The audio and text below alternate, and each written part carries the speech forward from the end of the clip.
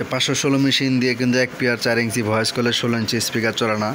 এই জন্য আজকে আপনার এই মেশিনটা অনেক সুন্দর মেশিন, যারা চালান অবশ্যই তারা জানেন।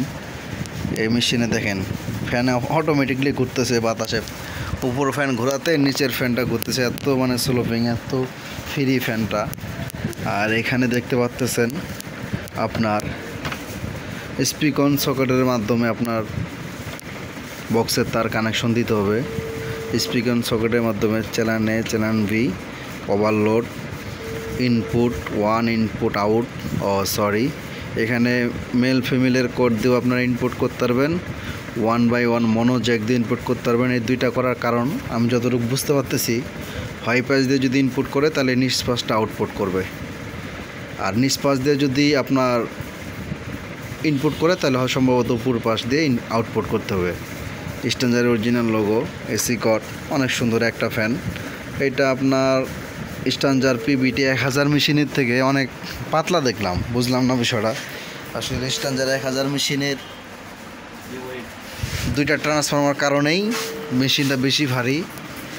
এখানে দেখতে পারতেছেন আপনার দুইটা ভলিউম লেভেল, অডিও ফ্রিকোয়েন্সির জন্য দুইটা ভলিউম নক দেওয়া আছে এখানে ছোট করে।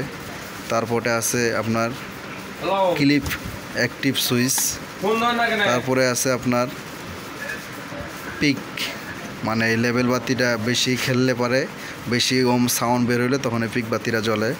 আর সিসি আপনার হলো যে ক্লিপটা যখন দিবেন তখন এই বাতিটা জ্বলে উঠবে। তারপরে আছে আপনার পাওয়ার সুইচ, বড় একটা পাওয়ার সুইচ আছে। তারপরে আছে টেম্পারেচার, মানে মেশিনের ভিতরে টেম্পারেচার কেমনের জন্য টেম্পেল তারপর আছে লাইনের কোনো ধরনের কানেকশনের লাইনের বাতিটা জ্বলবে।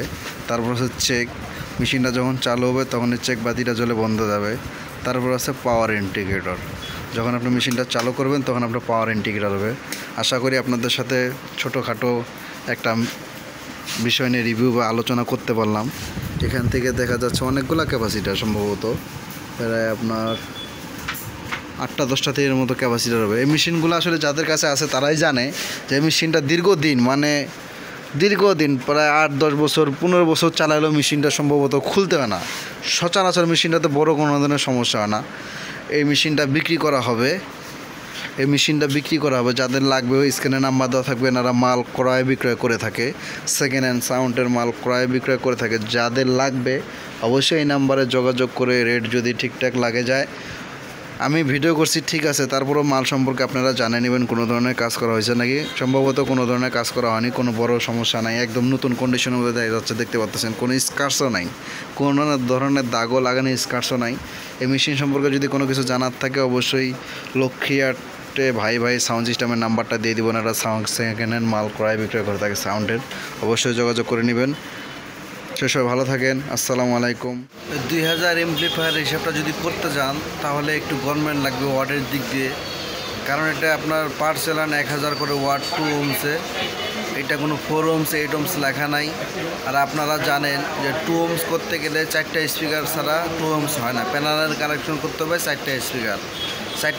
আমাদের যদি বাংলাদেশে দেখতে যান জিবিএল, আরসিএফ, জ্যাক ডেনি, তাহলে সর্বনিম্ন 500-600 ওয়াট করে 4টা স্পিকার যদি আপনি প্যানেল করতে চান, আপনার ওয়াট পড়ে যাবে আপনার 2000 ওয়াট।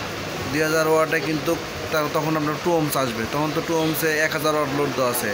এর জন্য আপনার 16 ইঞ্চি 3 ইঞ্চি ভালো ম্যাগনেটের এবং কি 12 ইঞ্চি 3 ইঞ্চি 3 ইঞ্চি ভয়েস কলের স্ট্যান্ডার্ড 2000 মেশিন দিয়ে লোড দিলে ভালো হয়। এটা আপনার 2 ওহমসে ওয়াট পাচ্ছেন 1000 ওয়াট পার চ্যানেলে, এবং কি 4 ওহমসে ওয়াট পাচ্ছেন 700 থেকে 800 ওয়াট, এবং কি 8 ওহমসে ওয়াট পাচ্ছেন 600 ওয়াট। এখন 600 ওয়াটের যদি একটা 8 ওহমসের স্পিকার লাগান তাহলে একটা স্পিকারে লাগাইতে হবে 4 ইঞ্চি ভয়েস কলের, তাহলে বেটার। আর যদি আপনার 4 ওহমসে লাগাইতে চান তাহলে 2টা স্পিকার লাগাইতে হবে, 2টা স্পিকার আপনার ওয়াট ম্যাচিং করে 2টা স্পিকার ওয়াট 800 ওয়াট 400-800 ওয়াট লাগাইতে পারেন। এই হলো রেঞ্জ। আর এই মেশিনটা দুর্দান্ত পারফরমেন্স করে, অনেক দুর্যোগ সময় মেশিনটা চলে, অল্প ভোল্টেজের মেশিনটা চলে, কোনো ধরনের সমস্যা না। আশা করি আপনাদেরকে আমি 2000 স্ট্যান্ডার্ড 2000 মেশিনটা মোটামুটিভাবে বুঝাতে পারছি। তো সবাই ভালো থাকেন, আসসালামু আলাইকুম। সবচেয়ে বড় কথা হলো এই এমপ্লিফায়ার এই মেশিনটা বিক্রি করা হবে, এই স্ক্রিনে নাম্বারটা দেওয়া থাকবে, এই নাম্বারে যোগাযোগ করে মেশিনের কনফিগার আপনারা জানিয়ে নিতে পারবেন।